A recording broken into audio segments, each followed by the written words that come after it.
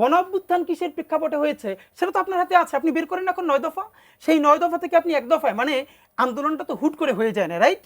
এই আন্দোলনটা কিভাবে 9 দফা হলো, সেই 9 দফা কিভাবে এক দফা হলো, এবং এই এক দফাকে দেখেই কিন্তু বাংলাদেশের আপামর মানুষ নেমেছে। তো এক দফার একদম এক শব্দে যদি বলি সেটা ছিল ফ্যাসিবাদী ব্যবস্থার বিলোপ। আই রিপিট, ফ্যাসিস্ট শাসকের বিলোপ না, শেখ হাসিনারও পতন না, ফ্যাসিবাদী ব্যবস্থার বিলোপ।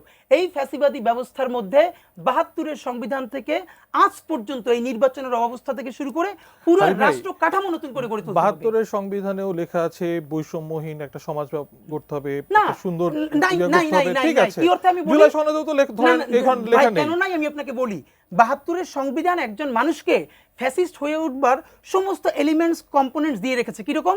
এই দুনিয়ার সমস্ত ক্ষমতা একমাত্র নির্বাহী বিভাগের প্রধানের কাছে, প্রধানমন্ত্রীর কাছে। আপনার এই সংবিধানের মধ্যে কি কোনো পাওয়ার চেকস অ্যান্ড ব্যালেন্স আছে পাওয়ারের? সেই পিপলস উইল একটা গণ অভ্যুত্থান করেছে কিসের জন্য? ফ্যাসিবাদী ব্যবস্থা বিলোপের জন্য। সেই ফ্যাসিবাদী বিলোপের জন্য আপনার একটা একদম মেরামত লাগবে, নতুন করে রাষ্ট্র নির্মাণ লাগবে। এই জন্য যত জায়গা আপনার কম সময় সম্ভব হয়েছে আপনি এখন সামনে নিয়েছেন। এই নতুন সংবিধান তৈরি করবে জনগণ, মানে জনগণ যাকে এখতিয়ার দিবে।